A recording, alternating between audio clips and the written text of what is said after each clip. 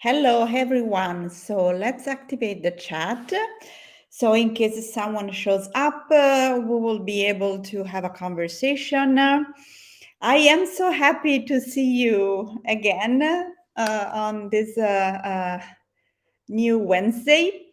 I like that that our live is in the middle of the week. Wednesday for me is always a day when it is uh, the week is not yet finished, but it is in some way still going. Yeah, so I like it very much. It's kind of a vibe that I like. So let me switch off a couple of things here. Okay.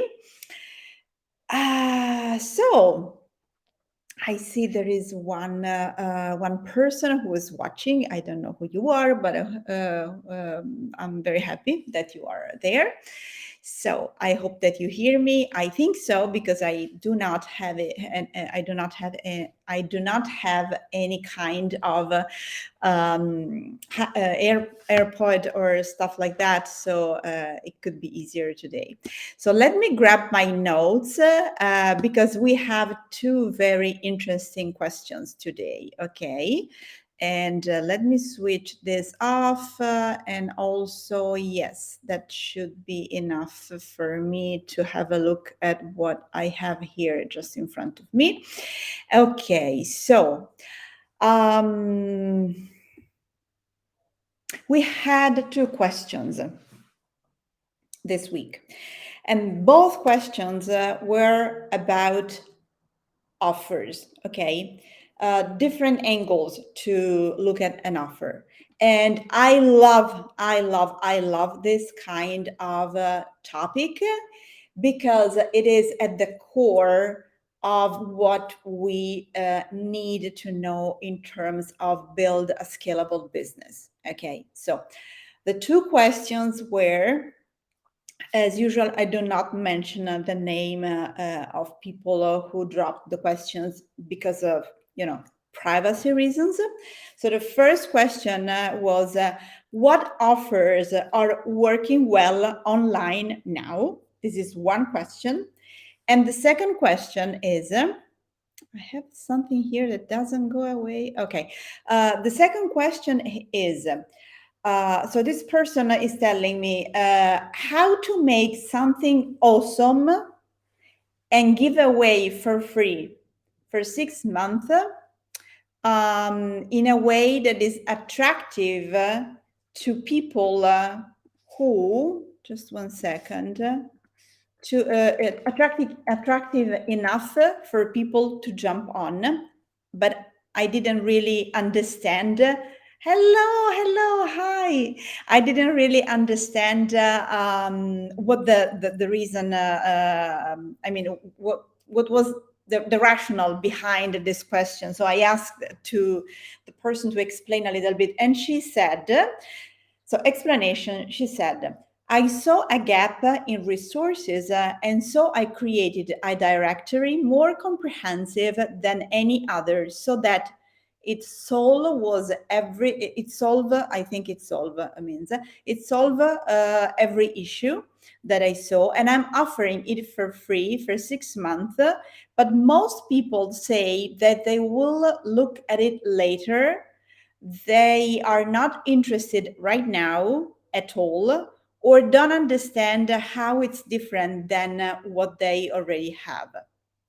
And this is referred to something as to an industry that is based in North America, and it is around medical health and wellness providers. My lovelies, we have to remember the story of the cathedral in the desert. Maybe you know it, maybe you don't know it. If you don't know it, I will tell you. If you know it, I will just remind you. So, I want to build a cathedral, the best, the most beautiful cathedral that has never that have never been built in the human history.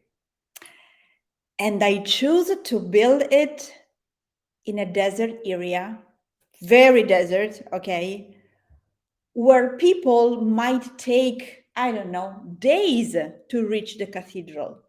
And even if the cathedral is amazing, is something incomparable to anything else, any kind of wonder that has never been built, probably nobody will ever visit the cathedral. And so, if I have invested a lot of resources, a lot of thoughts, a lot of expectations, a lot of money, a lot of time, a lot of whatever, and everything went into building the cathedral, I might be very disappointed at some point because nobody visits the cathedral. Okay, so it's not that the cathedral is wrong or is bad or is not as good or as magnificent as I was thinking. It is just that the gap between where the cathedral is, that is your offer, and where people who should visit the cathedral and say, oh, this cathedral is amazing. Okay, I want it. I want to come to this cathedral every day. The gap is too big. It's too big. So the people are our audience. And of course, the cathedral is the offer. So I have seen happening so many other times. So one of the first things that I help my clients do is to go through their offer and see how much this offer matches the needs, the expectations, the pricing, the challenge, the aspirations, all the things that would let them say, I absolutely want this offer. Give it to me. Give it to me immediately. Okay. This doesn't happen because usually the gap between the offer that we had in mind and that is usually amazing doesn't match the way our audience would consume it or would consider it exactly what they are looking for. So there are solutions to that. Okay, that's the good point. But what I wanted to tell you from the bottom of my heart is that do not create an offer if you do not have an audience yet, because it is much more difficult to match the two parts and have something that really, is the perfect match. And so people want the offer. So what happens here? Sometimes I tell my clients it is much better if you build an audience and then you build a business. That would be much better. Okay.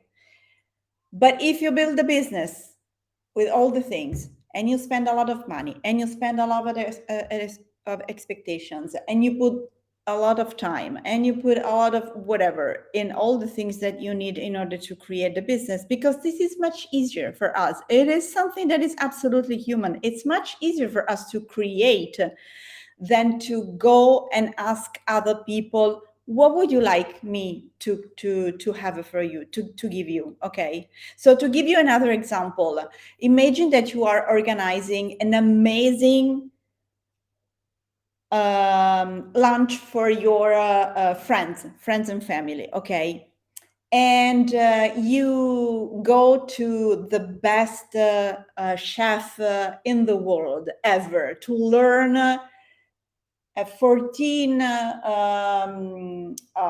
different ways of serving something specific because you wanted to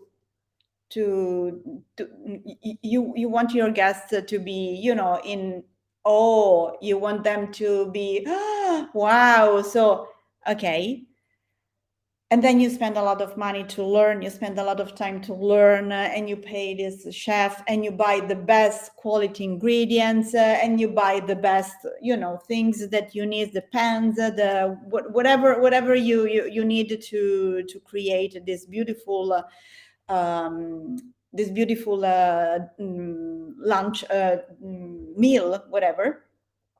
Then they come, you sit around the table, and you start serving them. And one of them tells, and this is probably me, oh, I'm gluten free. And another one tells you, oh, I do not eat dairies, and it's probably me again. And another one says, oh, I am vegan. And another one says, oh, I am on a very strict diet, and I just drink tap water. Okay. And another one says, oh, I haven't been well last night, so thank you, but I'm not going to have your meal today. Another one says, I'm pescatarian, so you just provided us meat, and I'm not going to eat that. How would you feel? How would you feel? And how would they feel? Okay, this is exactly the same thing. Okay, we needed to have an audience first and foremost. Okay, in order to have an audience, there is a very, very, very simple solution. Pick a niche. Pick a niche. I created a specific product. It's a digital product with a ridiculous price that you can buy, and that will tell you exactly, precisely, step by step, how to pick your audience, how to pick your niche, and how to pick your ideal client, and possibly how to define your ideal client avatar, that I'm not here to explain you, but in case you get that offer that is called your fabulous niche, you will see what it is. Otherwise, you can just look on YouTube. You can look everywhere, and you can find what I'm telling you. Of course, I have put everything together in a specific order that is easily to consume, and so on and so forth. So the point is that we needed to have a niche. Okay, we needed to pick a niche, and this niche shouldn't be just one niche. It has to have specific characteristics that are those that I explain in your fabulous niche. Then we have to pick an ideal client. Then we have to pick an idea. We have to define an ideal client avatar. Then we needed to be able, in just one short breath sentence, 10 to 12 words, no, not more than that, to be able to tell people what we do and what we can offer them. Okay. And this is called the I help statement. I'll say, okay, so once we have those three things, we can start building the audience. We can build an audience because we can, create a mastermind for free. Or we can build an audience, of course, with people who resonate with our audience. We can build an audience because we can have a Facebook group. We can build an audience because we can have a LinkedIn community. We can build an audience because there are a bunch of other places where you can build an audience. That could be Telegram. It could be WhatsApp, but also Slack, some other software that you can use, or places, physical or virtual spaces that you can use to build your audience. And while you build your audience, collect their emails. So this means that you become the owner of the point of relationship that you can control. Okay, the email is the point of relationship that you can control with your audience. Okay, because if every social media disappears right now and you have an email list, then you can keep having your business. Otherwise, you are done. So back to our our list: the audience, the ideal client avatar. Then you start building the audience. Once you are building the audience, you start having conversations with this audience. It is exactly the same thing that you will do if you open a bakery. If you open a bakery, the best thing to do is to start asking your customers what they would like to eat, or to notice what they would choose the most, instead of what they will not even consider. Okay, it is so easy, okay, if you look at things in that way. And at that point, what you need is to what we call a market research. So basically, you ask people specific question in a specific order, in a specific way, uh, and so you will have a lot of information from them, and they will tell you exactly what they need. So they will tell you what they do. They will tell you what are the challenges that they are facing.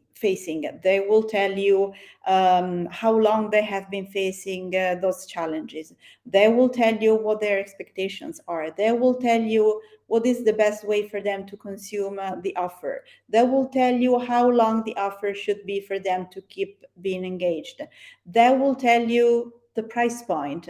They will tell you the kind of offer that they prefer. For instance, is it a group environment? Is it a one-to-one? Is it a digital product? Is it a book? You just ask them. You just ask them. And at this point, you have what we call irresistible offer, compelling offer, whatever it is. But it is an offer that people are chasing you because they want exactly that thing. Okay. So it is very easy. Of course, if you do not know how to do that, as I have just explained you, you end up, just creating something that could be the best thing ever. And I have been there. So that's the interesting part. That's the interesting part. So the point is that 5 years ago, when I was still living in Italy, I created objectively an amazing course that was called Switch, and that was about persuasive communication for middle managers. Okay. And I have asked questions. I have co-created the offer to some extent with them, but then I missed out a few things. Okay. And when it was time to sell the offer, guess how many offers I sold? Zero. I sold zero offers. Probably because it was something brand new for me. I had so my learning curve regarding how to create the offer. It was a digital course, how to create the offer, how to write the course. It was 6 years long. Everything was recorded. All the things that we used to record, all the time that we used to fix everything in the back office, all the things that we need to invest in to create the structure. So the technology that was behind it, and the marketing and all the things, I think that we spent probably 10,000 euros, probably, but probably more than that, And I do not want to think how much we spent, but anyway, we sold zero. Okay. Then in the next few months, as I had, clients, I asked them what their challenges were, and some of their challenges were, compatible with the deliverable of my offer, and so I could sell I could sell few copies, 5 copies of the offer, and the offer was priced 997. So I sold it at 997. So I made less than 5,000 euros. So I made much, much less than how much it costed me. But how can I say, it's not the disappointment, the delusion was so big that for 4 years I didn't even attempt, I didn't even think about creating another digital product. Okay, then I digested, I metabolized the experience, and then I created my new programs that now are available. They are on my website, and they are consumable. They have been co-created with people who are around me, and the demonstration that what I'm telling you works is that when we did the launch of the Get Qualified Leads Now, that is one of our programs, and we did that 1 month ago. We sold half of the number of copies that we were expecting to sell, even before opening the cart. Okay, and then we went on selling when the cart was open, and then we even sold one at the price point, the special price point that there was the specific price for the launch the day after, because someone asked us if she could sneak in and have it at the same price, and we said okay, yes. So that's the kind of offer that is not a cathedral in the desert. That's the kind of offer that you should think about. Okay, so someone here says that our value comes from experience. Offer, it's okay, but it's okay to give for free while we grow as a good quality coachee or coach. I don't know, because one is to be good in one area, but to all over the world there are different kind of nationalities and personalities. Good coach should be supportive for all, even if we have a niche. I don't know exactly what you mean by that. So my interpretation of what you are saying is that, of course, none of our offers could be one fits all. Okay, so we can have a niche, and it might be that just 30% of our niche is ready for the kind of offer that we are co-creating with them and that we are selling them. Okay, that we are offering them, that we are inviting them to buy, to consume. But the point is that the other 70% of people who are not ready might be ready in a few months, or might ready in a few days, or they might be ready in 1 year. Okay, and so if we keep the conversation going with people, what is this? There is another one. So without right mentor and guided action step, it is easy to lose money.